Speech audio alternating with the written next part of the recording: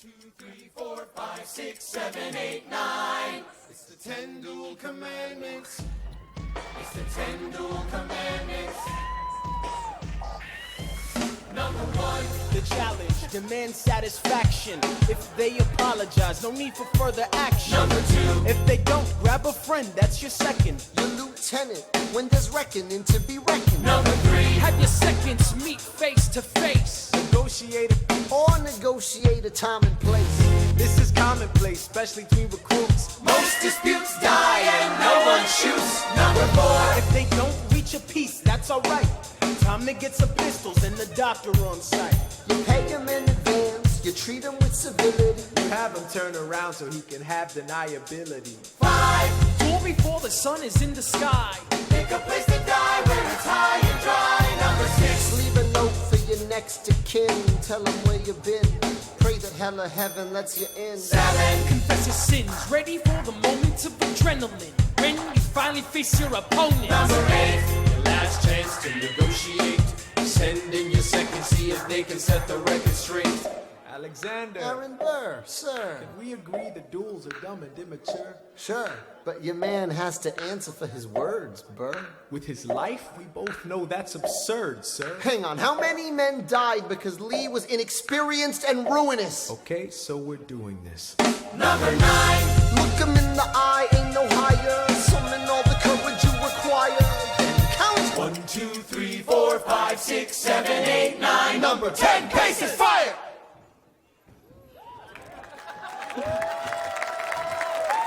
Everybody give it up for our Gearbox cosplayers!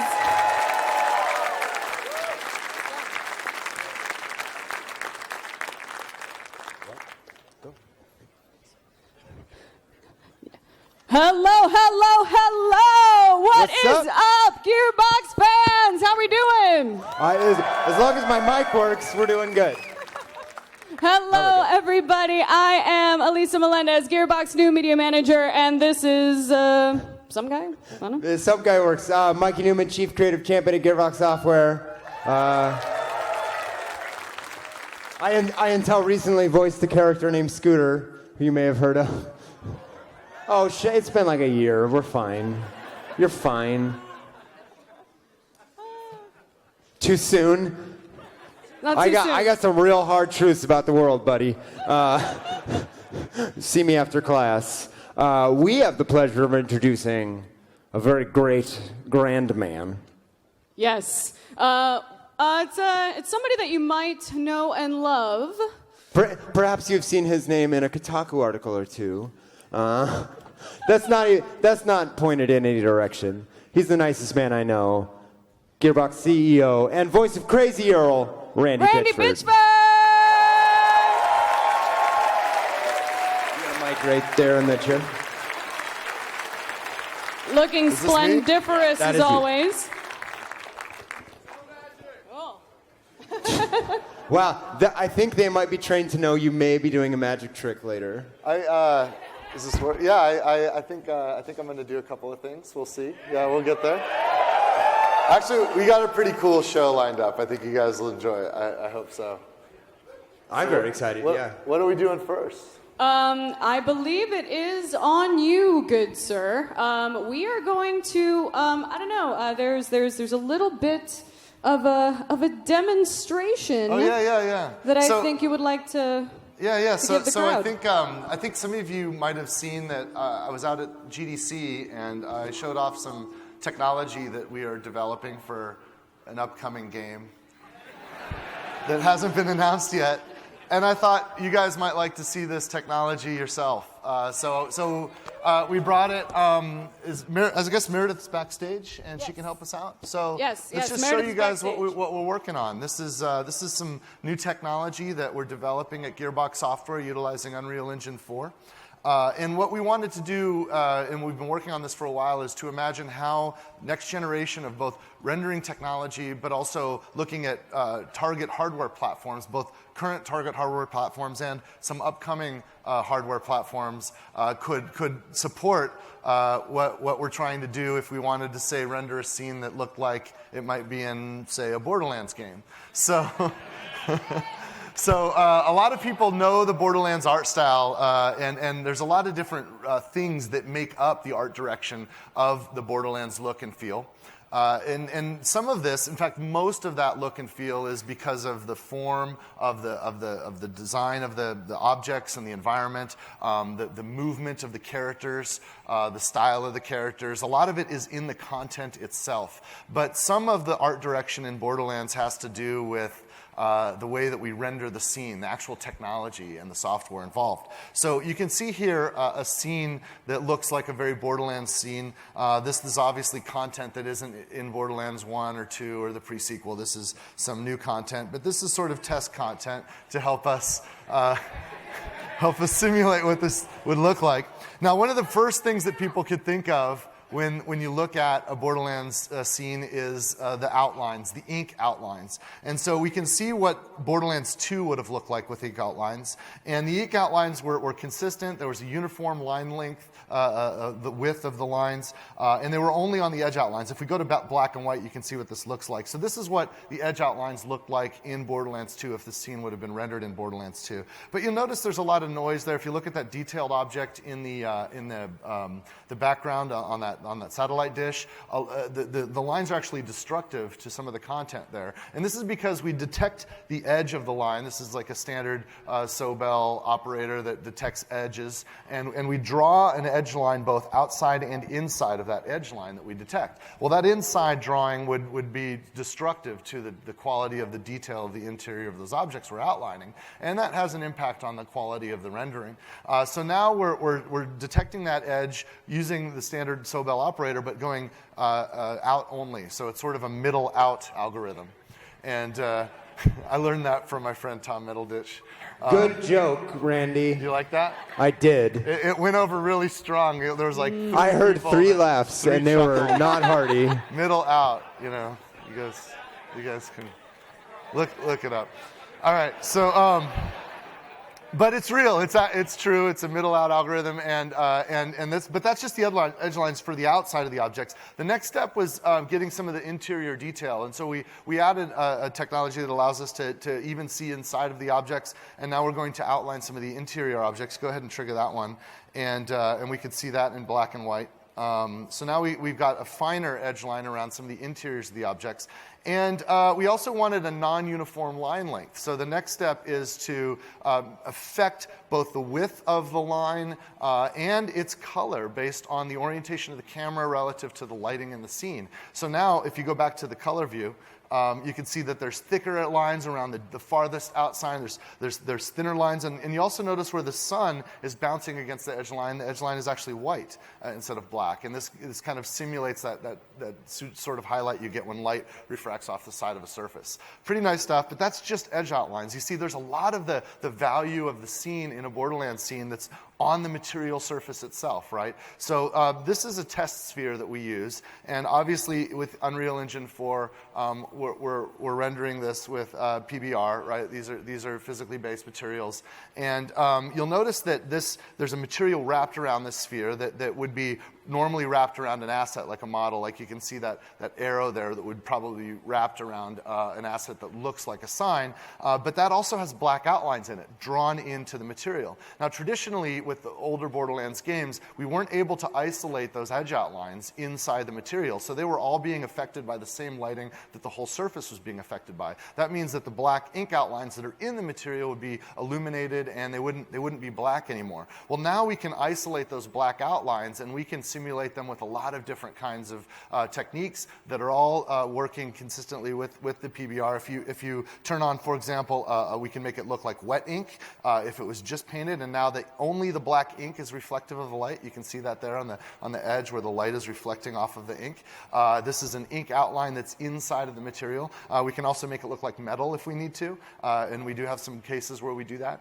And we can also just make it jet black, just like the ink outlines for the rest of the scene. So now the ink outlines that are in the material itself can be consistent with the rest of the scene and the ink outlines that are rendered by the outlining. This is pretty awesome. It also looks great when we look at it. And go to the black and white view so we can see now. We can also add a cross-hatching. Now this is simulated on the object. So you see those black cross-hatches there on the shaded side only. Now this cross-hatching layer is affected by the dynamic lighting in the scene. And there's also a highlight layer. So we have a different bit of artwork that we can draw that only shows up in the highlight. So now we have ink lines that show up only in the shadow, other art that only shows up in the lighting, and we can render that on our material surfaces, and it's fully interactive with the PBR. And let's see, if we wanted to take that a step further, though, in fact, can you bring up the gray sphere? Is that next? Sure. So in the gray sphere, this is just a test sphere. There's no art on it at all. So this has no material at all. But I want to show you what the crosshatch shadow would look like, so we can bring up the crosshatch shadow. Now this is a crosshatch shadow that is rendered to the object, but it's uniform in the scene so that it doesn't matter how close or far we get from this object or how large or small we scale this object. This crosshatch will be consistent and will have the same kind of fidelity that the rest of the scene has. We can also do highlights on this object. And you'll notice that the transition between the highlights and the shadows is not uniform, right? A lot of the Borderlands art direction depends on the artist's hand. Our talent really gets their creativity involved, and you can feel the imperfections of human work in the art, and it gives it a lot of personality. So in that transition between the light side and the shadow side, it almost looks like an artist went in with spray paint, and the spray paint didn't quite land perfectly uniformly, so you get this kind of unnatural transition between the highlight and the shadow. Let's go back to, if we can go back to that production asset. I'm sorry for changing the script on you back there, Meredith, but if you can go back to the production asset, the arrow asset. Do you know how to do that? Maybe not. All right. Well, it's okay. The step forward and back should work, but you know what? Let's just show you what it looks like if we manipulate the roughness of this object. Yeah. You can't go back from here? That's okay. We still love you. That's okay. We'll just go forward. It's fine. Yeah, love you, Mayor. My bad. Let's manipulate the roughness of the object, and you can see how as she manipulates the roughness of the object, you'll notice that the crosshatch shading will actually be affected and distorted by where the light is. So as light reflects up on the bottom of the surface, it actually erodes that crosshatch. Same with the highlights. And with metallic, now it becomes really reflective, and so now the crosshatch is actually affected by what the object is reflecting. This is pretty awesome stuff. Leave the metallic on for a second. You can see that the crosshatch is now being rendered where the shadows from the reflected object are, not on the object itself, because now it's a metal object that's very highly reflective. This is a very natural way to render a scene, and it's pretty advanced beyond anything we've done in the past. I think it's going to add a lot of dynamic beauty to the environments that we render moving forward. Okay, let's move on to the next scene. We'll get back to this is good. This is a more complex shape, and if we add a normal map to this shape, this is a normal map that you can see has a Gearbox icon in it, and you'll notice that the roughness and the metallic perfectly interact with that normal map in the PBR, and if you'll notice too, the cross-hatching also perfectly interacts. If you can rotate that object back so we can see that normal map again, and then go into a black and white view, and you can see how you can make out the form of the shape even with no texture at all, just in black and white, just because of the cross-hatching. So with the normal map on, you can see the crosshatch is perfectly interacting with the light and the PBR. It's pretty awesome stuff. So if we look at this in a production asset, this is a sort of engine that we've made that's part of something that I can't quite talk about yet, but this is a production asset. I think they're all falling for it, dude. Keep going. You can see in this metallic view, you can make out all the details of the shape. If she goes to black and white, if Meredith goes to black and white, you can fully make out the object, even though there's no texture here. And this is simply from how the shadows and the lighting interacts with the object. Of course, it's beautiful in a full color view where you can see the full material rendered. So let's get over to the full color rendering of this object. Turn off the metal. There we go. And all the shadows and lighting perfectly interact with the object. Let's go back to our original scene now. You'll notice now we've got the cross-hatching on the environment, so there's a little bit more richness and fidelity to it. It's even in the skybox a bit. Now, this is just a temporary skybox, but she can manipulate the intensity of the lighting and the shadows. This can be affected dynamically. And, in the past, our artists would hand draw the cross-hatching into the objects, which kind of limited how they could be used in the environment in a believable way, and also change forced orientation. But now we can use any object in any orientation at any scale and have this shadow rendered onto it, or the highlight rendered onto it, and it'll look beautiful and natural and correct. Adding a character into the scene, you can see how the character interacts. Fully animated. Don't pay attention to the fact that we're not showing her face. We're not there yet. But just focus on the rendering and the technology, because it's beautiful. You'll notice that all the shading interacts perfectly with the character, even though that she's a dynamic character. She's animating. You'll notice that there's a sunlight beam passing through between her arm and her body. There's an effect we call the ray of God effect, where we actually draw beams from that point that come forward towards the lens of the camera. If she goes into black and white view, you can even see how that ray of God effect is eroding the shadow on the nearby rock, even though that rock is in front of the scene and is far away from where that ray of God effect is pushing through her arm. And if you go back to color, you can see how natural that feels with the ray of God effect. It's really beautiful and pretty incredible technology that the developers at Gearbox have been able to advance on top of Unreal Engine 4. One of the neat things about human characters and other like soft bodies and other kinds of objects is that in the real world, the properties of some things don't perfectly block light. Light actually penetrates objects. If you've ever taken your cell phone light and you've shown it through your hand, you can actually see the light through your hand, and you'll see like red, and you'll see this emissive property almost to flesh. Also, like if you have a thin piece of paper or cloth, you can shine light through that, and the light actually penetrates. This has been really inaccessible to video game real-time rendering technology to simulate light passing through an object until very recently with advances in software and hardware capability, and it's called subsurface scattering, and we use it in our upcoming projects. If Meredith moves the camera inside the tent, you can actually see how the light from the sun will pass through the cloth, and the character's shadow will occlude that light. You'll notice that this perfectly interacts with all the rendering. So if she goes into black and white, you can see the crosshatch shadows drawn where the shadow of the character is. You can see where her feet penetrate below the bottom of the cloth, how the light passes through, and how the shadow passes through. And if she pans the camera to the right a bit, you can even see that this perfectly interacts with the ray of God effect. And we can go back in black and white, and you can see that works too. Go back in color view, and you can see that work. So she moves the camera back and forth. You can see the ray of God effect and the light passing through the little holes. It's pretty awesome. Now, this also works with soft bodies. So looking at, say, this is a test sphere again. This is sort of a gelatinous, something you might see in like the caustic caverns or something. It's this gooey green. You'll notice that the shadows also perfectly interact with the soft body. Now, this is a fluid simulation. This is not an animation. This is being rendered by physics simulation, and all of the shadows and highlights perfectly interact here. Now, there are some objects, though, that we do not want cross-hatching on. For example, a clean body of water, we'd have no shadow on it at all, so we can isolate that and just get the highlights, and again, it perfectly interacts with all the lighting and the shadowing. Now, if we go interior, we can see all of these pieces kind of coming together into a more realized scene.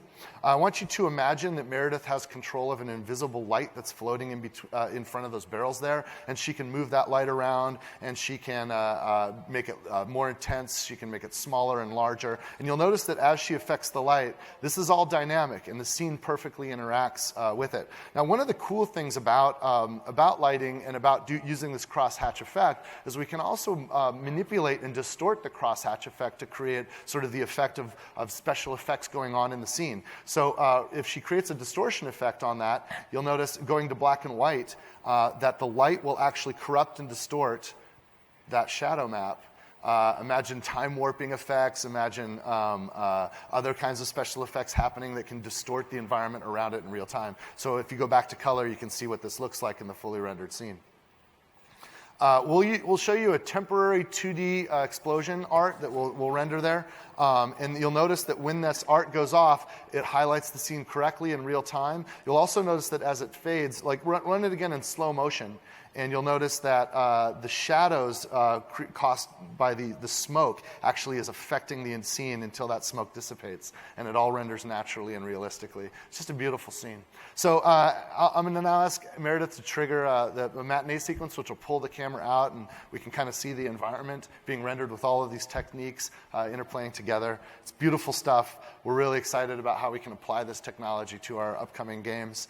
Some games that you can probably imagine what they are based on the scene that you're looking at, but other games that we haven't even talked about yet that we're working on in pre-production at Gearbox Software. These are all production assets and rendered using Unreal Engine 4 and these new technologies that we've developed with the physically based materials that we have and the lighting and the environment. So I hope you guys enjoyed this demonstration. What do you think? Pretty cool? Awesome. I thought you guys might like to enjoy that, so we'll show that here. Cool. Yeah, Well, yeah. That looked absolutely amazing. That was dope. That was super dope.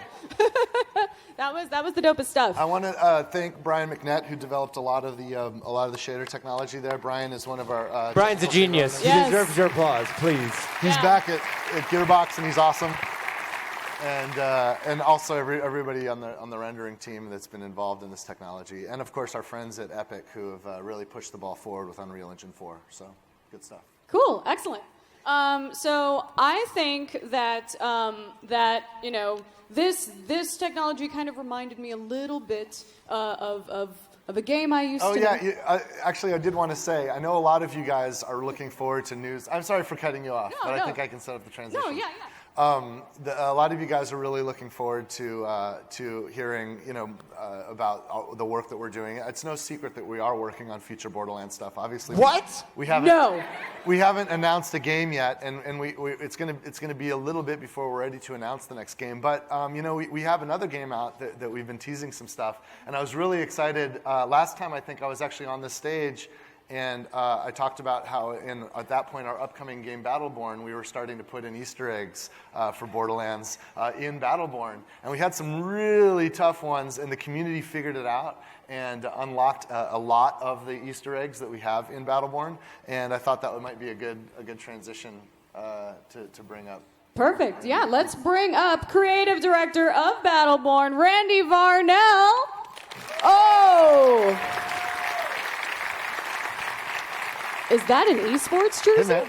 It is. This is awesome. We actually had a tournament at Choctaw Casino in Durant, Oklahoma last week. It's been a long week. Yes. It's been a busy week.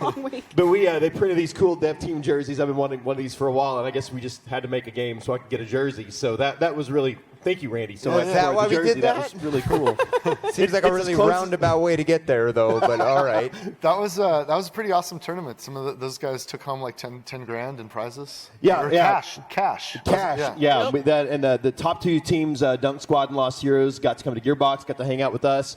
Got to see some of the other cool future product stuff. They're totally legal NDA'd, and they can't tell you anything about it. But they got to hang out with us, and they got to play some Battleborn. Dunk Squad took it away, just cleaned up the tournament. Really, really awesome guys. And let's give a round of applause to Dunk Squad and the Battleborn tournament. Those guys are amazing. I know they're watching. Dunks out for Dunk Squad. That's right. So what about the Easter eggs? The Easter eggs are amazing. If you guys were watching kind of that transpire, we had some really amazing people in the community. Of course, our friend Middle Mars, who's done tons and tons of Battleborn support, really kind of drove that. But it was actually a guy, I think, What Is My Name, I think is his name, from the Reddit community, who came and figured out the crazy thing that we had done, actually hiding them in a back corner of Battleborn in Morse code that was reversed and all sorts of stuff. But some really crazy Easter eggs. Just a couple of little teases about some things to come. I think. We don't have to tease it again here. You guys could Google Battleborn, look Borderlands Easter eggs. Reddit. Look for Middle Mars Battleborn Easter egg. He did an amazing video that talked about the journey of discovery of that. He highlights all the people in the community who are part of uncovering that, and a really great guy. His name's Peter Groot. Yes. Yeah, I am Groot. That is excellent. And now I'm sure he's never heard that before. Yeah, right? No, from me. Yeah, so Battleborn has taken an amazing journey since its inception, and you kind of want to go over just a little bit about how far we've come with Battleborn since its release. Sure. So when I was here with you guys last year, we were just about to release the game, and we're telling you about all the cool things that were coming out for Battleborn and how we had this plan to really support the game post-launch. And we wanted to take some time today to really kind of recap that and remind you of where we've done, because we're really proud of this game and would love you guys to check it out if you haven't already. And if you have, thank you so much. I'd love you to play some more. So the dev team has been ridiculously busy for the last year, keeping pace with the community and really trying to get out some awesome new content for you guys. We released May 3rd last year, and just overall in the year, we've made over 1,600 updates or changes reflected in patch notes in our weekly battle plans. 42 battle plans out of the 43 weeks that we had since launch. So we've been very, very busy working with Joe King and community and Elisa and all those people putting that together. And 40 out of 43 of those weeks since launch, we've had patches, hot fixes, and new content. Now, I don't have any fancy rendering terms to add to the mix today, but that's 93% of the weeks since we've launched Battleborn. We've added something or changed something or done something to improve the game for you guys. It really has been a labor of love from the dev team, and we want to make Battleborn just the best product that we absolutely can. So let's talk about some other numbers. Yes, there is a lot in this game. It is so awesome, just the sheer amount of content that we have. So the game released, with 25 characters. It released with some really awesome story missions with 3 multiplayer modes and multiple maps per mode. But we kept adding to it after launch. And just to talk about some of the things that were added, we were talking not this PAX, but the PAX Prime in Seattle last fall. We were talking about the operation missions, adding new content to the game. That each operation mission. By the way, is Sam Winkler? Are you over there? Boston's own Sam Winkler. Everybody give a shout out to Sam. Yes. Hi, honey. Hi. In fact, just at PAX last year, we called him out. We're working with Sam on some additional writing for the release, the post-release content for Battleborn. Sam wrote most of the operation missions, most of the characters that we did after that. So we're really happy to have Sam. Sam actually is in the Gearbox office in Frisco, Texas now. He shared an office with me for a little bit before he moved on to bigger and better things because, apparently my hygiene habits are bad, and he is such a handsome man, right? I mean, look at that. And he's leaving. That just trailed off into awkward real quick there, didn't Bye. it? All right, cool. So 5 new operation missions, each with multiple hours of story, really highlighting our characters, the awesome stuff. 5 new characters. In fact, we saw one of the cosplayers today here playing Beatrix. Oh, my right there. gosh. Amazing. Oh, wow, well done. Our 5th character that we released just this spring. 400 new skins, 300 in the operation missions. There's a lot of skins, a lot of ways to take the Battleborn and make them your own. 80 new taunts, 3 new versus maps we released right after launch to give you guys some more ways to play the versus. 1 brand new mode that we brought out last fall called Face Off, another way to play the game. And even more of that. So with all those updates, there was even one massive update that we've talked about. If you've watched the greatest villain of all time, Thaddeus Wishbone, is of course where you're going. Yes. Correct? Oh yeah. Let's not forget Thaddeus Wishbone. So Mikey actually helped. Oh no. No, really proud about that. You guys love Mikey. Not only did he help write with kind of collaborate. We had a great writer's room experience with you. Yeah, that one was very special. Danny Homan, who's also one of the Gearbox writers who came in. We all got all the Gearbox writers together on Toby's Friendship Raid. And wrote that. And Mikey actually, I don't know if you know this, voiced one of the yeah, I got to play a villain in a video game, and it's really goofy. I think he's a leopard seal. Thaddeus Wishbone. Yes. Yeah. Well, so as we found out, because it was for Toby's Friendship Raid. Right, and Toby is a penguin in a mech We did suit. all of our research. We're like, wait, what is the natural predator of a penguin? Because we didn't know. It's a leopard seal. It's a leopard seal, and they just eat them. Yeah. They just, The more you and know. that's it. So I was like, okay, all right. So I eat seals. I can get into this. No, you're a seal that eats penguins. Sorry, I can eat penguins. Well, I can eat seals too. It doesn't. If it tastes good, do you put on Cannibal seal? if it tastes good, do you put on your seal of approval?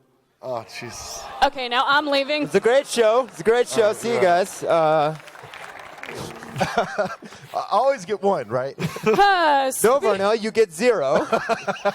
Speaking of penguins and the Arctic, let's talk about our major winter updates that came out recently. So if you guys have ever wondered whether or not Gearbox supports its games or love its games, I'd love to call out the winter update. We put out this update on January 19th this year, and our producer, Chris Brock, mentioned on a stream that it was one of the largest updates, I think the largest update that he's ever participated in with Gearbox. And he's worked on a lot of the DLC and a lot of our products. He worked on Tiny Tina's Assault on Dragon's Keep, and Yeah. this is bigger. This was bigger. Yep. So this was a major update to Battleborn. I want to walk you through that because if you haven't had a chance to try out Battleborn yet, I think this update is one of the biggest reasons to really give it another look and really look at it. We had 2 new types of quests. We had daily quests, main quests, the chance to earn all sorts of different types of currency that you spend in Battleborn, both in credits and platinum. There was a major UI overhaul. Our UI designer, Jent Bailey, did a good job. Just cleaned up the game, made it faster, made it easier to navigate the menus. You guys know how much of a difference that makes in games, and we're really proud of that. We added draft mode and 3 new character select options to get in there. So if you're a competitive player, you like the draft pick, we used it in the tournament last week. It was a major fact. You picks and bans, captain's mode, really, really awesome draft support in our competitive mode. Dozens of new challenges, 100+ new titles, including Battleborn Day. I'll call it out for a second because you guys, our community, are awesome. We really, really love all the passion you've had, and this is something that came just from the community, came from fans. The guys on Reddit got together and did a Battleborn Day. We've done 2 now. We did one in November and one again in February, and it just the fans coming together said, we want to have a day. We try to get everybody together to play Battleborn again and get the numbers way up and have a really great time with everybody in the community. Of course, we as devs have come along with that, and we've added titles and other things to support the game. I love just this interaction that we have with you guys in the community and playing games that we love, and playing games that we've made. That's amazing. You guys are, give yourselves a hand because you are awesome. Love you. So 50 more command ranks, which is the rank that you get leveling up. 150 more character ranks, 5 more lots of ways to grow your character, to play the game, more rewards on all of that. And one of the biggest numbers, funny, the numbers right here, we gave you 30 more frames. So one of the... How often are you at a panel and they say that? I just want to play. This isn't 30 frames. This is 30 frames every single second. 30 frames a second more. So one of the things that we heard from a lot of people is that the Battleborn is cool. It looks neat. It's awesome. But, for a competitive game, we really want to run it at 60 FPS. And we'd really like to run it on 60 FPS on the Xbox and the PlayStation 4. We didn't think it was possible. We had some really superheroes back at our dev team that got together, put it all together, and with the winter update, on every platform, Battleborn now runs at 60 frames per second or greater. A major improvement to the game. A great time for you to come now and check it out. Super silky smooth, awesome art, awesome characters, great multiplayer, story gameplay, story mode, gear to collect and customize your characters with lots of skins, lots of taunts. Look, this game is full of stuff. I want to say one thing. All right. I don't know if this is the answer to this or not, but I'd like to challenge the entire game industry to come up with one other single example of any game in the history of all games ever that launched at 30 frames per second and then later updated so that on console systems it could be 60 frames per second. I can't think of that ever happening. Uno for Xbox 360 did it. Wow. That's not true. That ran at like 1 million frames because it's Uno. So. No, I don't know. Has that ever happened before? I don't know of any case where it's happened. I'm sure we'll hear about it on Twitter right Somebody now. find me an example. I want to know if we can Let me claim just to check be my the- phone. I want to know if we can claim to be the only people that have ever done it. Yeah. Smite, Xbox One. Smite Xbox One. All right. Yeah. All right. And now we are listed among the greats like Smite for Xbox One. Yay! No, Smite is awesome on Xbox Fun One. game. It's a good MOBA, third-person action. I love it. And My kid plays Smite all the time. Yeah. All of this, between all of the major content, all of the winter update, equals one tired but very, very proud development team. Yes. We here are very proud of the work that we've done. We love our amazing, positive community, and it looks like you all have gotten the chance to join our community as part of Battleborn. How many of y'all got Battleborn? That's right. You all got Battleborn on the way in, so we are looking forward to seeing all of you as part of our amazing Battleborn community. Did they already get the... Yeah, that was on the way in, right? Y'all got Battleborn? Say yeah! So that means everybody here, that's free. You're welcome.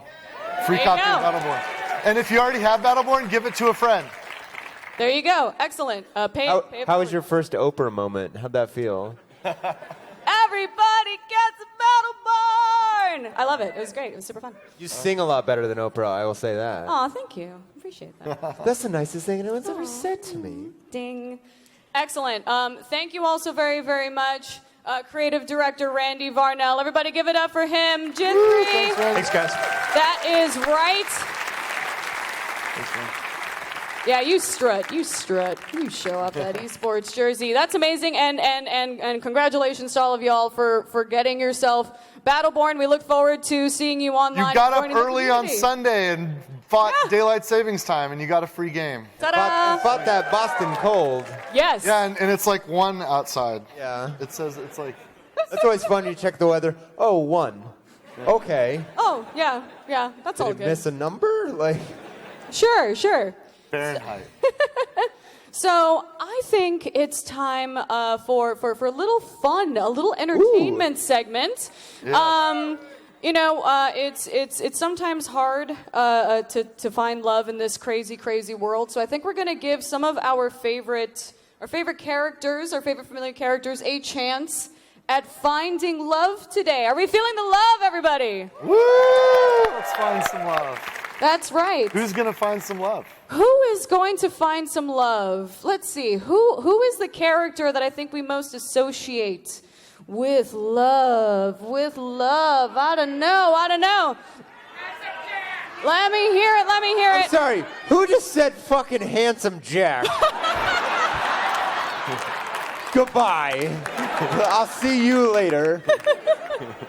I think we all know that it is Moxie. So I think it is time for us to finally see if we can pair her up with a relationship that sticks. Let us go on to the Gauntlet of Romance. Oh, hey, Mom. Hey, baby. Introducing Moxie. Can we just talk about this for a second? I don't have one.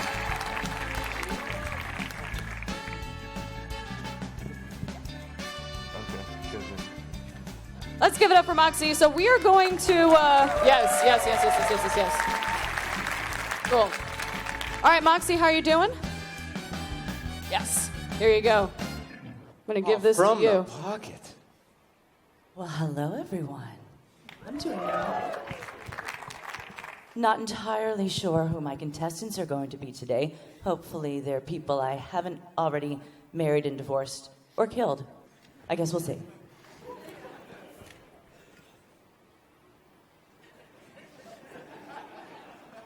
Does this chair make my butt look big? No improving. No. The correct answer is yes. Okay.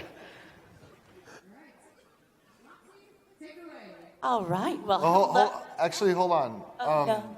I just realized, like, I'm in this too. Like, what? Like, I've never even seen this script before. That was the point. Surprise! You're in it though too. Who wrote this? Surprise! I believe. Where's Sammy Winks? Where'd he go? Oh, Sam, did you write this? Sammy Winkler. There's our boy. Did Danny help you? Did the writing team work on this? It was just Sam. Okay. All right. Well, let's do it. I'm excited. Do Let's not this. embarrass us. We'll do it live. Are we ready now? For okay. Well, all right. Sitting in those chairs. Well, hello and welcome I don't know. to the Can we go? Gauntlet of Okay. Romance. Yeah, let's go. Okay. Yeah. Hello and welcome to the Gauntlet of Romance. Damn, girl. Yes. Crack that whip, baby. It's a game show, and it is the game show with the third highest viewership on the Pandoran EchoNet. It's trailing just behind Is Your Toddler Smarter Than a Goliath? And the hit corporate sitcom Guys and Dolls. There's no way to sell that joke. So in the script, Get it? it's dolls, Doll. D-A-H-L-S. Doll, pew. Doll. Get it? Doll. Boo that man over there. Right there. I told you that wasn't going to work. Test. I was test. trying with the finger guns. I thought we would all understand the finger guns. It's okay. RF4. Anyway, in case you don't know, I am Mad Moxie, and with me today are three special and extremely eligible contestants. The first is a black market salesman and the owner of a lovely little junkyard just outside the Rust. It's Crazy Earl. It's it's terrible to be here. You're all chumps. I miss my door. Great. Oh, and next up we have my perfect, handsome little Snookums, who is definitely not floating in a lower Pandoran orbit somewhere. Hi, Scooter. Oh, dang, I'm on the echo now. Hi, Mom. Hope you're watching. I know, honey. Sweet pea, Mommy's right here. Mommy's right here. Oh, hey, Mom. I'm on TV. Hi. I know. And finally, only because of statistically improbable amount of cancellations and 3 hours of pleading, we have Claptrap. I believe it's live via satellite. Yes, live via satellite. The love machine, quote, unquote.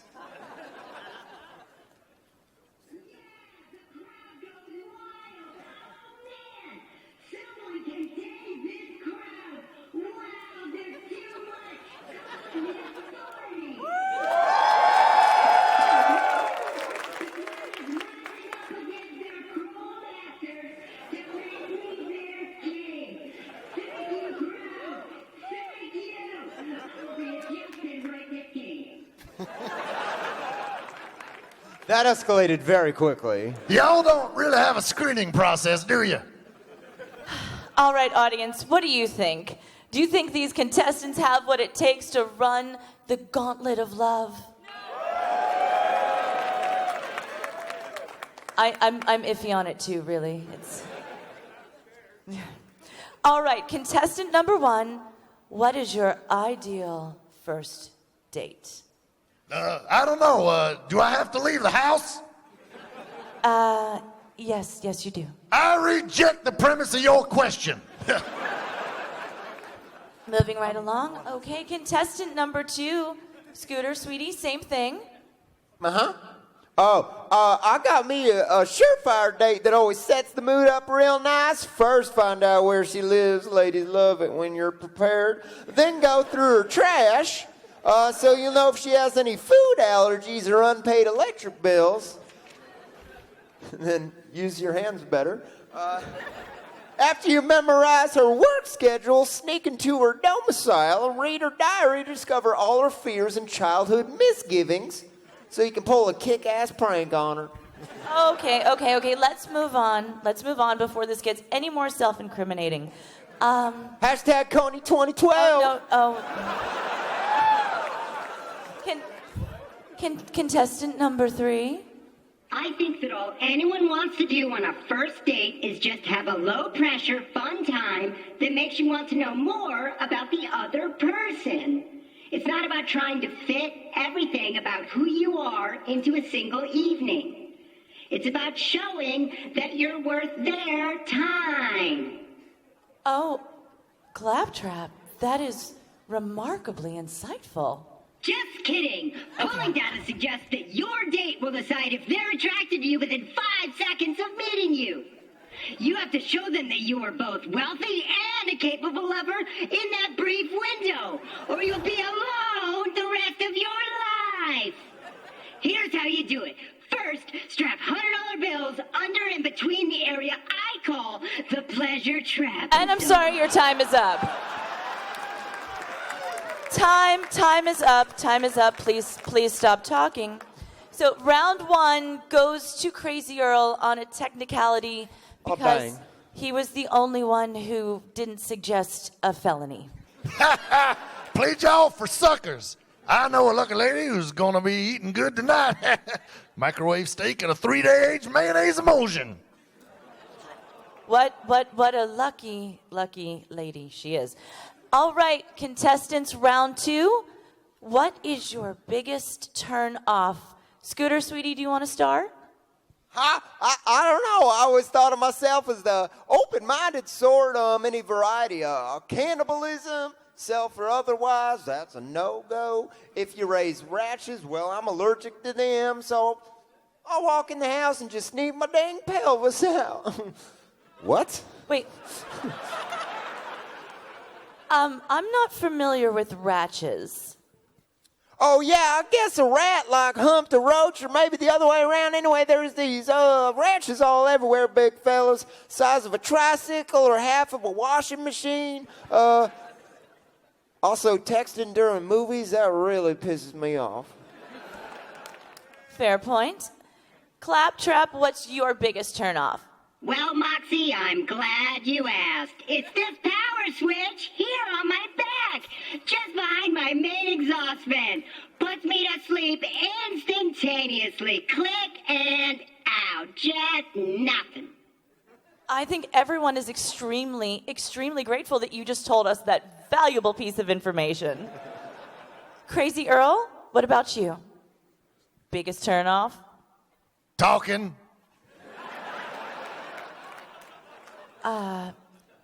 Anything else? Listening. This is going well. Anything else? You ain't getting this. Just trying to do my job. I think it's time we moved on to our third and final round. Now, Claptrap wins round 2 for actually giving information that was relevant and good. It's the first time it's happened on this entire dating show.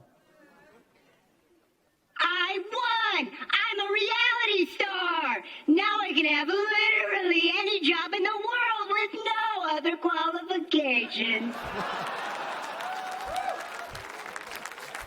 Hey, Sam, it played. I was wrong about that one. That one played. Good job. Good job. All right, contestants. Third and final round, or final question is, what makes you the perfect match? Okay, ladies, I'm going to speak directly to you here. Look at me. I am robotic sensuality incarnate. I will listen to your feelings and tell you how cool they are. I'll even listen while you complain about me, because that's all you ever do. All you ever do is complain about me, me, me. It's never enough with you, is it? What did I do to you, huh? I could be with anyone. I'm a reality star. You should count yourself lucky to polish my axle. Oh, look at that. We lost the signal. Yeah, pretend that I turned Claptrap off and he wasn't live via satellite. That's the bit. Goodbye. Well done. Well done. Sorry. Where are we Okay. going?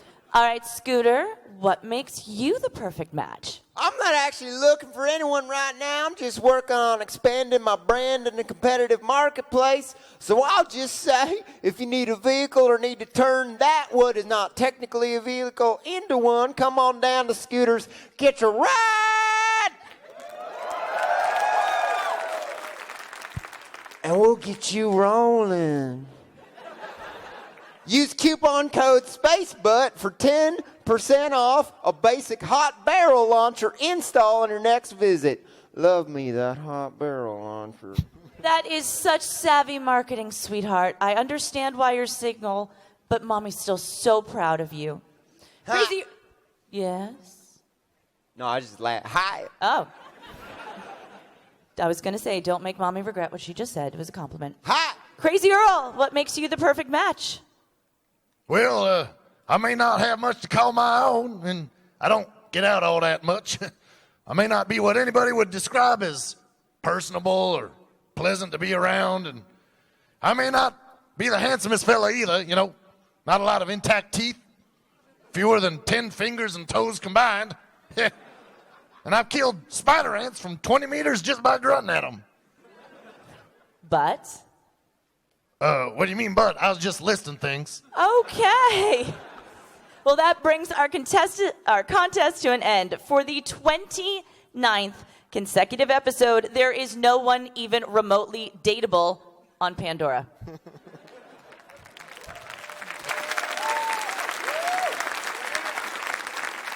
Except me. Call me. As always, I am your host, Mad Moxie, and thank you all for running the Gauntlet of Love. All right, everybody give it up! That was awesome. Thank you. That was awesome. That was awesome. Well done. Cheers. All right, another round of applause for Moxie. That was If you're still having trouble, call me. Sam, that was pretty funny. You might be a good writer. Wow, where's your self-esteem at right now after that one? That was good. I'm surprised. I hired Sam. I knew. I knew. Speaking of other awesome projects, let us turn our attention to our publishing brand. Let us bring up head of publishing Steve Gibson to talk about some of our Gearbox publishing projects. All right, give it up, Steve. Steve. Steve Gibson. Gibby. The Gibson. Steve, microphone. That's Lieutenant Dan from Forrest Gump. Come on, guys. Come on, y'all. Don't leave me hanging like that. How's it going, Steve? It is going really well. Do you guys, anybody remember Shack News? Is it still around? Yes. All right. Well, Steve was... Wow, they're feeling good right now, aren't they? Steve was the world's first professional blogger. A lot of people don't know that. But yeah. Actually, the people that come to this panel do, because that's the only introduction for Steve we have. They're like, no, we've heard the Shack News thing. Yeah, no, we're good. Yeah, everything's great. Yeah, absolutely the power did not go out back there with all three machines like 10 minutes ago. That didn't happen? Okay. Everything's fine. Everything's fine. So what's going on with publishing? What are we doing? Doing a few different things. I think the thing that you guys are seeing right now is a little bit of a Bulletstorm. We worked out with People Can Fly. If you guys remember that title that came out a few years ago, we managed to do something with them, and we're bringing it to Xbox One and PlayStation 4. And that's the first third-party developed title and IP that Gearbox Publishing is bringing to market, right? That is right. That's exciting. It is. It's crazy. What are our goals with Gearbox Publishing? So we are working to become the most developer-friendly publisher in the world. That's good. And there's a few ways we can do that. I think the thing that probably is the most exciting to talk about is that when you think about the relationship between publishers and developers, a lot of you guys don't really care much about how that all works, honestly. You just want good games. Steve, right? sorry. Yeah. Somebody has a message for you. Oh. Yeah, Daddy. She kept saying yay, so I wanted to give her the opportunity to Oh my God, Dad. It's Emmeline. Yeah. That's Steve's, the heartbreakingly adorable. I had to. And wife. Yes. Yes. Hi. In a little bit, we might be showing some stuff where people are doing not nice things. I might ask you guys to go. Oh, yeah, when Bulletstorm happens. You gotta but. She's a minor. An impressionable young mind. Yes. Let's show her Bulletstorm. Yep. Yeah, that sounds so kind. Look at Daddy's work. It's so great. But I think the one thing that's really interesting is that what we're doing as a publisher with People Can Fly and Bulletstorm is that the first 100,000 copies that are sold, all that money actually goes straight to People Can Fly. We don't make a dime. Yeah, 100% royalty rate to the developer. Yeah, it's and that is pretty crazy. So like, go out there, buy the game, and understand that you guys are supporting People Can Fly. They're based out of Warsaw, Poland, hey, we're not a publicly traded company. I can tell you now. Like, look, if we sell enough, I want to do Bulletstorm too. All right, and that's what this is. All right. That's right. Yeah. I think a larger like Bulletstorm 2 is like crazy. That's awesome. It doesn't exist until you buy it. Yes. That's the deal. Yeah. But that's what we're up to. Like we're and we've got some other third-party developed games that we've signed that we haven't announced yet. But we also are doing some internal things too. Yeah. And we don't have any. We're not ready to announce any of those things. Some of them are based on properties that we have, but some of them are based on things that we just sort of came up with. So Yeah. can I set this up? Yeah. That's, This isn't we're not ready to announce this game, but I wanted to tease something. Some people know that I'm a magician, and I've got some friends in the magic community. No. And, so we got together and we're working on a project.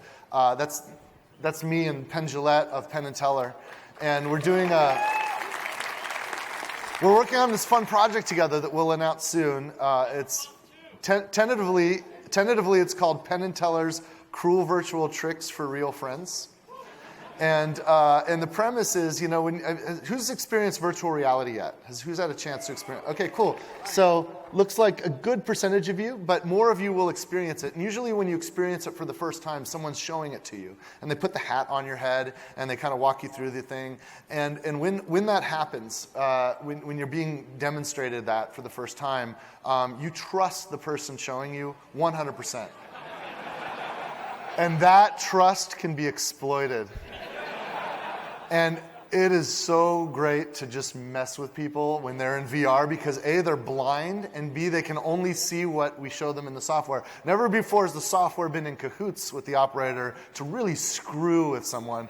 And that's what cruel tricks for cruel virtual tricks for dear friends is all about. And the thing is, when you come out of it after you've been messed with, what always happens is the response is, you're unethical. That was horrible. That was mean. You're a dick. Let's go do it to somebody else.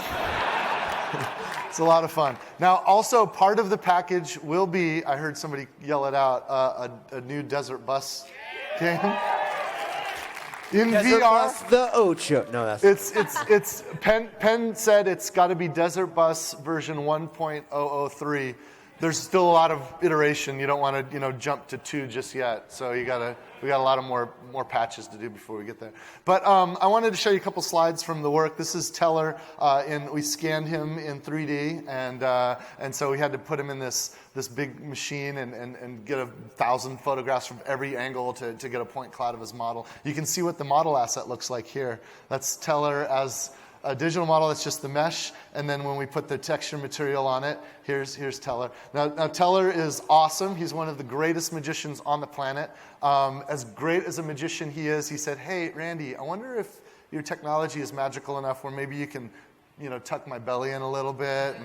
And with the magic of digital technology, yeah, we can probably make Teller look a little more fit, and but we'll get to work on that. And if you're curious, Penn is 6'7", so his A pose, he's got to crouch a little bit. Yeah, it's normal. This happens a lot in games. And then and this is his material on there. But we're working on this. We'll announce it soon, and it's a pretty fun project, and I know people are going to have a lot of fun with it, and I think it'll be a great introduction to VR for a lot of folks to mess with your friends. But that's one of the first efforts of Gearbox Publishing. Awesome. I'm so excited. I am so hyped. This is going to be so good. I'm super stoked. And it is 11:25. How are we doing on time? Screw it. Okay. Somewhere Jeff backstage is like, no, don't say that. No. You did talk a little bit about magic, and I did hear that you were a magician, and I think we would be remiss if we didn't see a little something from you. All right. Do you guys want to see a trick? All right. Let's do something. I'm going to try a couple of things. This first thing I need a volunteer for, but I have someone that I've asked to help me. Morgan, are you out there somewhere? Can you come up to the stage? Ladies and gentlemen, this is Morgan Webb from Television's X-Play. Hey, Morgan. Good to see you. Thanks for coming. You too. Now, you have no idea what we're doing, right? Well, come here. Let's give her a mic. Here we go. Thank you. Hello. So we have not set anything up. You have no idea what we're going to do now. You yelled at people if they. That's right. It's nothing to be concerned about. Are you familiar? Morgan, are you nervous at all right now? Because I'm nervous for you. But, yeah. Are you familiar with acupressure? Yes. So we can actually affect ourselves by touching certain parts of the body. Did you know that your brain is, it's encased in your skull? Do you know you can press certain parts of your skull and actually affect the way that you think? Did you know that? Let's do it. You ready for this? Yeah. I'm going to affect your thinking. Do you mind if I touch your head? Okay, so if I touch you, let's see, hold on. If I get you here and here, Okay. I've now removed your ability to speak Mandarin Chinese. Can you speak Mandarin Chinese? Not anymore. Ladies and gentlemen, it worked! All right, now this one I've got to come from the back here. Okay. I've now removed your ability to play the oboe. Can you play the oboe? Do you have an oboe? I don't. But Then do you think... yes. You lie. I've removed your ability. Let's do this. There's another spot. There's another spot that I can touch. I can actually remove your ability to read English. Okay. You want to try this? Yes. I've got some cue cards here. I can do Don't freak out. Okay, so I'm going to show everyone else what we're going to show Morgan here. Can you guys see this? Okay. Don't read it out loud. Don't tell her. Okay. Let me touch. Trying not to look at Pressure Fennell. Okay, there we go. Can you see if you can read that word for me? Adactan? Say it out. Just enunciate it step by step. Adacatan? Adacatan? It's working, right? It's working. Okay, let's try another one. Okay, here, see if you can get this one. Okay. Pure Uwaljat? You guys can see this, right? Pure You guys can see. Yeah. You guys can see that? It's pretty wild, right? Okay. Let's see. Let's try this one right here. See if you can read that. X S Picularizini? God, You guys can see this, right? Ooh. This is real. This is happening. All right, one more. See if you can sound this one out very carefully.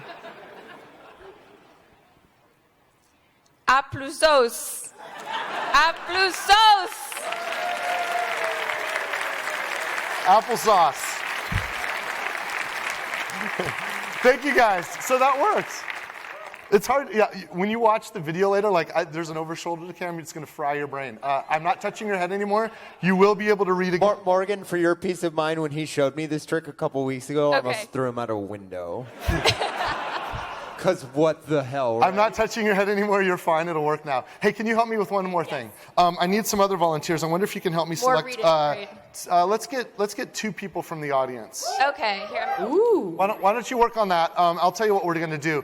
I was working on this trick that I was going to do that was sort of a mentalism bit, where I was going to have someone pick a random number, and I was going to write down and predict the random number and reveal that it matched the number they're thinking of. And the method I was going to use for them to think of the random number was by selecting a number out of pi from this book. This is the first 10,000 digits of pi.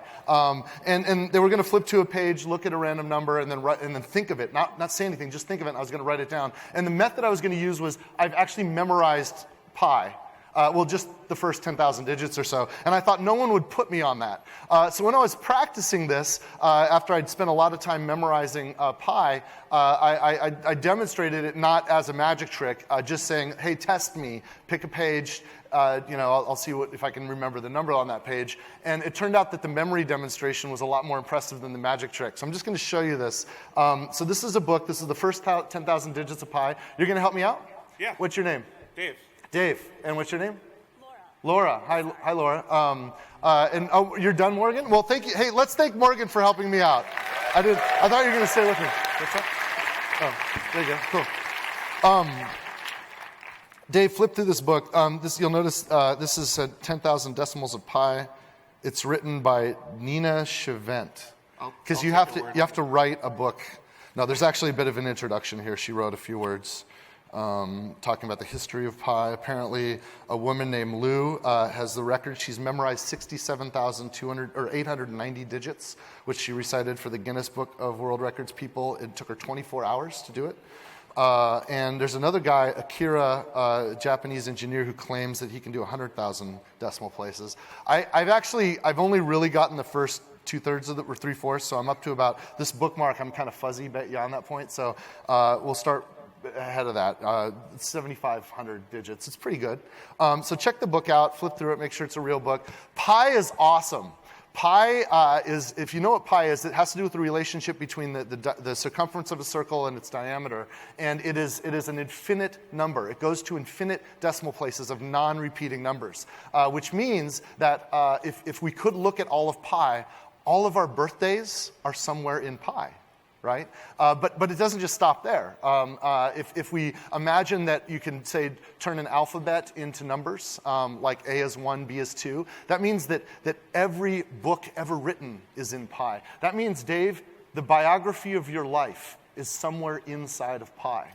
There's also an infinite number of slightly incorrect versions of your biography. So if you were to find somewhere in pi your biography and read it all the way up to this exact moment in time where you're here on stage with me right now, if you continued beyond that point, you can't be sure that all of it's true or not, because it might be one of the incorrect versions of the infinite possible incorrect versions that's in there. The other thing about pi, it is numbers.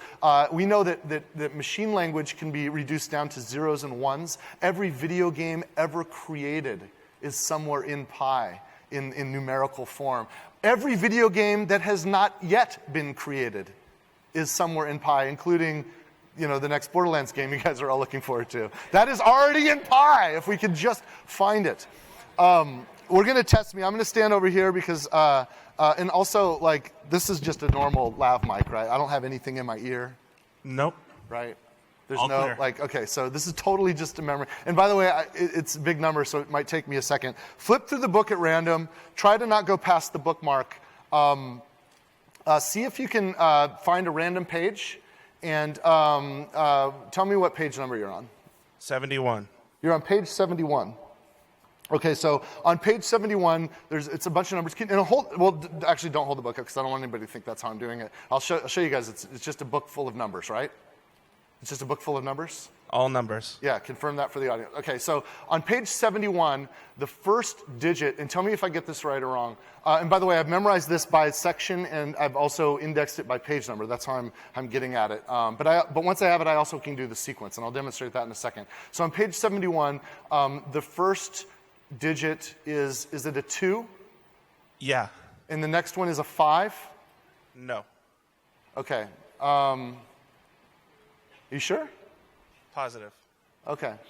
The first one's a 2. Is the third digit a 9? Nope. Oh, man, I'm missing. See, this is a memory test. It's very tricky. I know. I got it. I got it now. It is 290. Is that correct? Yes. Yes. And then it's 3? Yes. And then it's 8. Okay, Yes. I got it. Okay, let's do a harder one. I'm sorry, I had to recap. Okay, let's do it. Thank you. Pass the book to her. Flip through it. Flip through the book, and then and show the audience that it is just random numbers. And look through the book. This time, I don't want you to look at any page number. I want you to find somewhere in the book, preferably in the first 3/4 of the book, because I'm not as good at the last part of the book yet. And then just somewhere in the middle of the page. We're going to do a sequence. For example, if you've memorized sequences of things, you can continue a sequence. Like, you all know the alphabet, right? We all know the alphabet. So if I were to say LMNOP, everyone could say QRS. Correct. So if you give me just a handful of digits in a row, I can continue from that point. So find a spot in the book, pick somewhere in the middle of the page. Give me. Let's start with 5 digits, and let's see if I can get it with 5. I might need to ask for a couple of more because some of the sequences repeat. But go ahead and give me 5 digits. Okay. Say it in the mic so I can hear you. Sorry. I'm Yeah. so sorry. 85405. 8, 5, 4, 0, 5.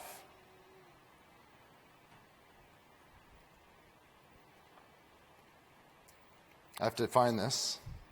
Give me one more digit. 1. 8, 5, 4, 0, 5. Is that right? Yep. And then 1. Yep. The next is 3. Yes. 8. Yep. 6. Yep. 5. Yep. 0. 9. 4. Right? Keep going. I'm gonna keep going. You tell me when I get it. Tell me if I miss. You haven't Tell me if I You miss. haven't missed You just any. tell me if I miss. 1, 3, 9, 5, 4, 8, 1, 2, 9. Did I get one? Which one did I miss? 1, 3 after 1, 3. It's not 9. 1, 3. Go back. I'm out of the sequence again. Go back again. Do you want me to start from the beginning? Okay, so yeah, let me start from where we were. So you went. What was the first digit? Say it was 0. Start from the beginning, where you started. 8, 5, 4, 0, 5, 1, and then 1, and then I did 3. Yep. And then 8, right? And then it was 6, 1. You just say stop as soon as I get it wrong, okay? Stop already. Okay, After 6. 6. Oh, it's 5. Yes. Okay, then it's 9. Nope. Sorry. 6, 5, 0, 9. Yes. 4. Okay, now I'm just gonna go, and you just yell stop when I go. Okay. Okay. There's 2 sequences that branch, and I was getting one and not the other one. So now I know which sequence you're on. 6. Then it's 1, 3, 0. Am I right? Yep. Okay. 5, 4, 8, 1, 2, 9, 0. Right? Yep. 2, 5, 9. 7. Yep. 5, 2, 1, 0, 3. You had to turn the page. Sorry. What? All right, that's good enough, right? What? And then 3, and then, all right, I did it. Yes. Awesome. What? Awesome. Cool. You know what? Let's try one more thing. Just because I'm on a roll right now. Let's do birthdays. Now, not everybody's birthday is in the first 10,000 digit. My birthday's, for example, is around the 70,000th mark. I looked it up. But let's see. Actually, more than half of all birthdays are in the book. Who wants to do it? Do you want to do it? Yeah, let's do it. When's your birthday? December 12th, December 12th. What year? 1985. December 12th, 1985. That is not in the first 10,000 digits. Okay, hold on. Let me just do December 12th then. So that's 12/12? Yep. That is in the book. 12/12 is in the book. Let me see if I can figure out where it is. This is, okay, let me see if I can figure out how to okay. Had to give you a tough one. Yeah, it is. Okay, it's on page 187. And it should be on the second line. And it should be at the last 4 digits of the second line of page 187. Is that correct? Getting there. It's taking you longer to find it than it took me. It's there. It's there. Yes! Wow! Notice that it's after the bookmark, and I still got it. Woo! Thank you. Wow! All right, thank you guys for your help. Thank you. Thank you guys. Wow, give it up for our helpers. Laura and Dave. Randy Pitchford. Thank you guys for coming up. Cheers. What? I know, it's stupid, right? I've been working on this for the last couple months. So. Oh, have you been? But I mean, I could work on that for the rest of my life. It's just something I do, like in my spare time. I look at it a little bit before bed, because I spend 60 hours a week in the office. So as long as you're not on your email, I think it's a perfectly reasonable thing to be doing before bed. Here's what's stupid about this. This is why we shouldn't do it. And this is something that all of us have kind of a fixed number of neurons in our brain. And a neuron is a multi kind of capable processor. It can be used for decision making. It also can be used for memory. Every neuron that we spend on memory is not a neuron you're using to process things and make decisions. So I don't recommend memorizing lots of stuff because that's one of the reasons why technology is so great. Because like when I was a kid, I used to know like 60 or 70 phone numbers. Today, I don't know any phone numbers. I just need to know names. My phone knows all the numbers. But yeah, because we're getting to use more of our neurons for processing. Can I ask you a question? Yeah, what? Are you Sherlock Holmes? No. Okay.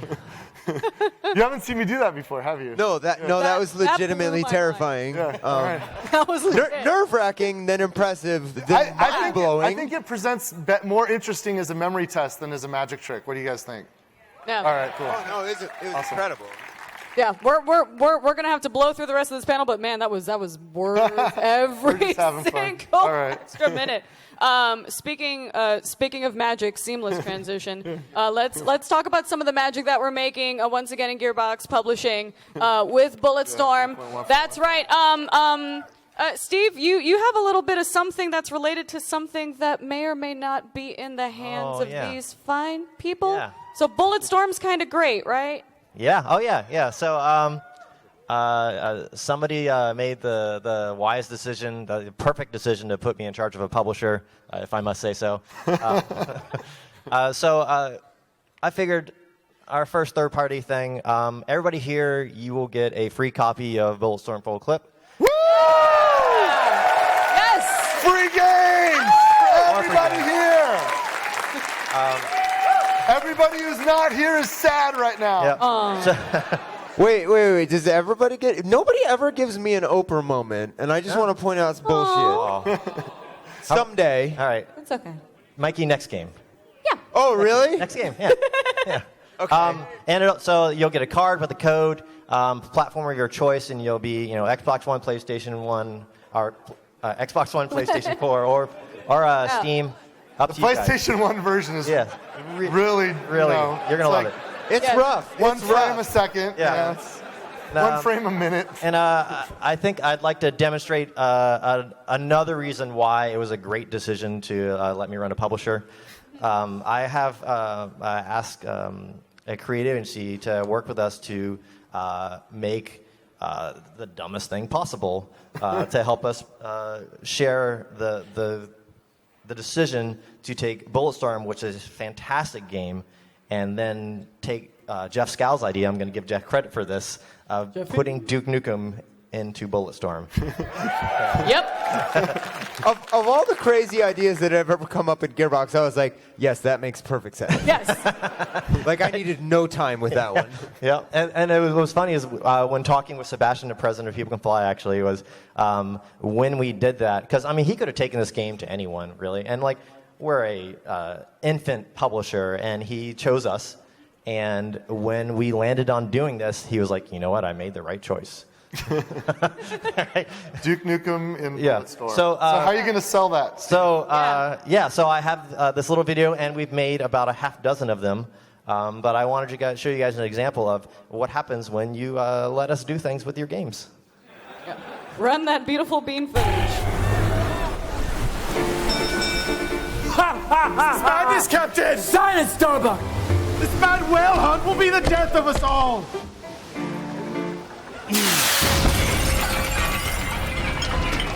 Got him. Any masterpiece gets a little more #turned when you add Duke Nukem, which is why he's now in Bulletstorm Full Clip Edition. Pre-order now and play through the entire campaign as the original FPS action hero.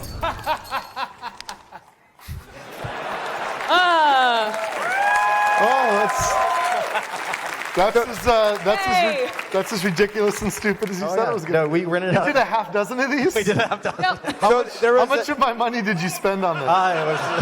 Apparently none. What are the other ones? We did Romeo and Juliet. We did A Christmas Carol. What is Duke the Ghost of Christmas Past? Or Bulletstorm Past? We'll have to find out. Yeah, you'll have to find out. So, we're going to start throwing these out next week. Man, I don't know what's going to happen, but we spent some money.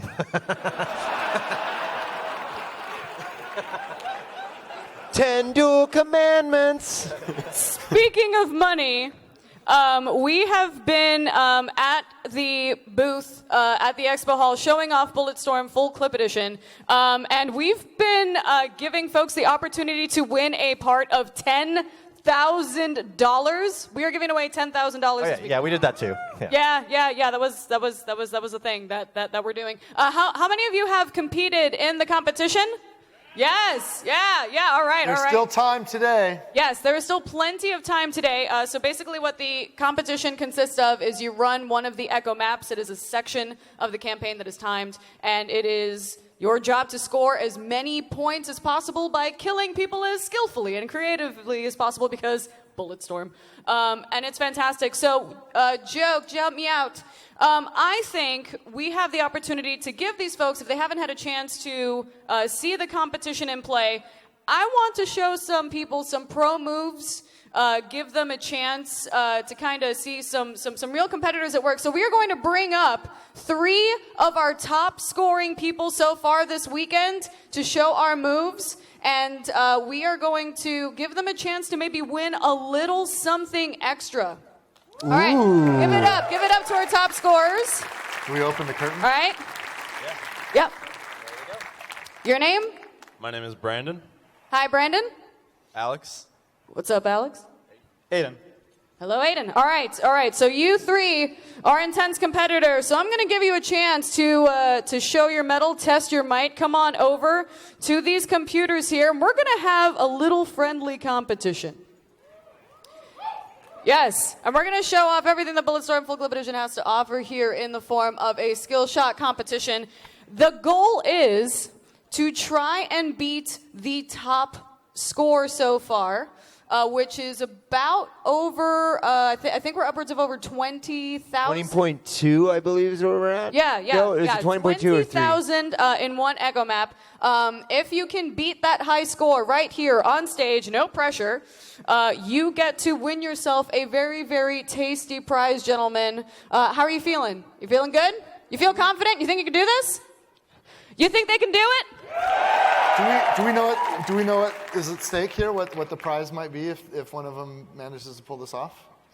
It is going to be a very, very fancy new video card. I believe it is one of the same video cards that they're using to play on this PC right now. So they basically get to take home the fancy video card that they are currently playing on. Do we know which card it is? Off the top of my head, I believe it is NVIDIA. Okay. Yes. All right. So it is going to be a tasty, tasty prize for these folks. Yeah. It is going to be a challenge here, all right? So a lot of stuff is at stake. We are sparking up this Echo map right now. This is an Echo map called Waterways. This is what is going to be available. Competitors, are you ready? You're good? All right, thumbs up from everybody. All right, spark it.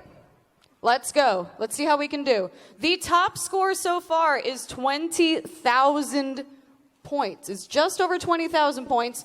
We've seen people doing upwards of 26, 27,000 on YouTube. So we're going to see if they can beat that The score. card they can win is there we go. NVIDIA GeForce GTX 1060. Yes. Okay. Vanna White that bad boy. All right, good. Oh, this is one of them. This is I went to grab the prize. Yes. Great. Like a true showman. Good for you. All right. So Mikey, you've been doing Yeah, I have been. shoutcasting Yeah, at the booth. I learned what shoutcasting was. Yes. No. So yeah, we've been doing shoutcasting at our booth. People playing Bulletstorm, talking about the different moves. Essentially, you're trying to kill every enemy in as creative way as possible. Because even some of the techniques we've seen this weekend are things we have not figured out. But you have a finite number of enemies and a finite amount of space. So you have to accumulate, and they are accumulating very well. Yes, they are. And you got wrecked, but he lit up the whole screen on that one. Oh, let's see. It's a little hard to read some of the text, but plus there's so much of it because these are pro players. In game number 2, we can see somebody approaching one section of the map that we call the waterfront, scoring about 2,200 points so far. This is a good start. This is how we're going to see them. Fish food right into the piranha-infested waters. That's pretty great. Every enemy you get in the water, you get fish food, which will stack on other stuff. So if you can add it to other moves, you can add fish food to it. Yay. Yeah. So we are approaching something called the Vine Climb. We're going to see how this guy treats that one. Yep, right into the water. Oh. So you can right get back up on the to brink. 400 points just by climbing across this tree based on the timing of how you do these moves. 400 is a perfect cross. I'm guessing we're going to get all 400 Oh, yeah. here because these are all my pro baby birds here. But we are basically looking for to get to about 10,000 before we get to what everyone else has been calling the Thunderdome, which then became the Thunderdome, Yes. which then became the Funyun Dome. Really? Yeah. I missed that part. Don't give me a microphone, and that won't happen. So good runs here. Looking at all the scores, we had a run restart, so we're at 400 on the top left. We're at 5,000, which is a good start. We're going to get an exterminator on that. The bugs in the tree up to 500 for that. Yeah, Game 3 is coming up on one of my favorite parts here called the greenhouse. That is because there is a sausage cart in it, and you can execute 3 different skill shots with the sausage cart, one of them being fast food, the other one being pancake, Oh, got a bounce on and then another one called, quite simply, Sausage Fest. that. Bulletstorm also has a lot of kiting of enemies because you have to, you set something up, kite them over. You lost a few points there actually on the cart, but It's all good. 4,000 coming out of the greenhouse is pretty good. Yes. Are we to the bridge, approaching the Funyun Dome down here on the bottom?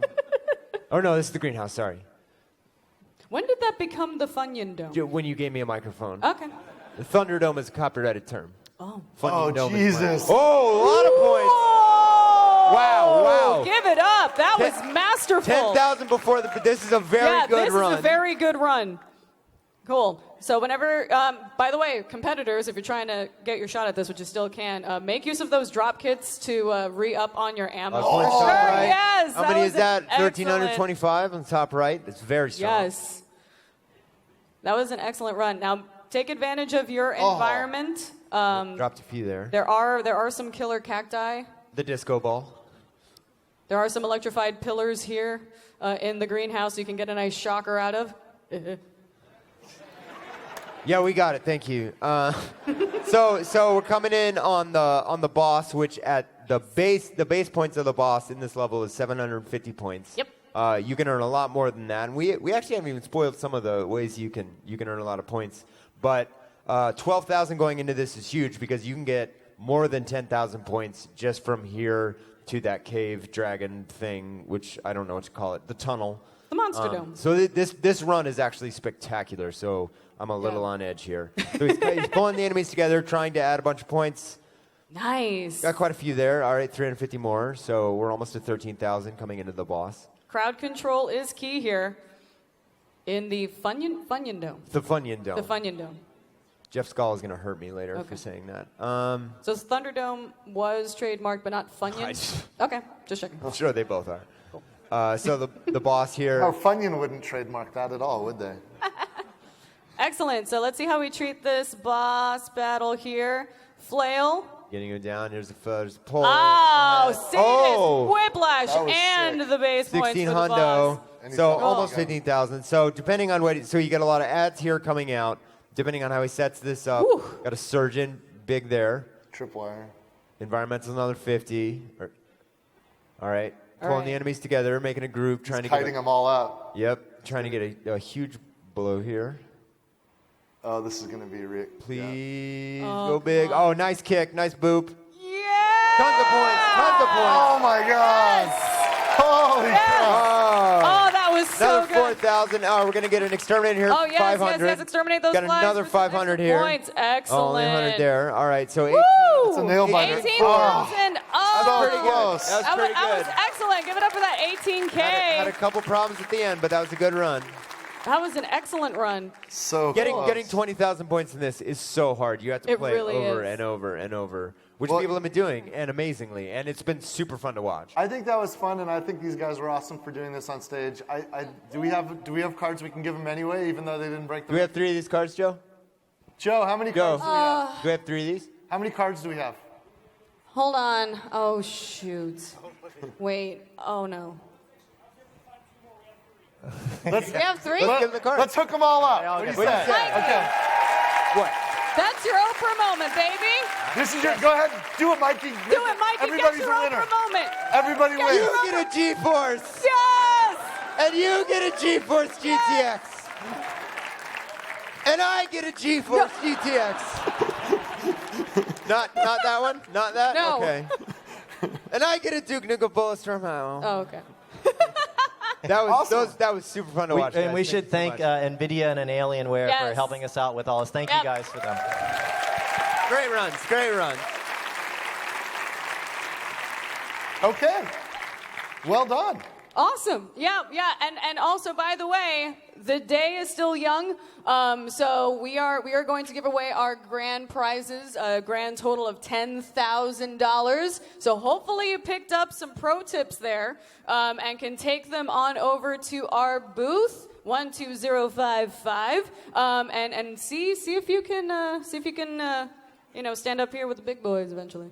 Like you're like, the day is still young, and I was like, let's get rowdy and drunk. No, that's not what we're doing. I mean, we could. No. No, okay. Fine. Okay.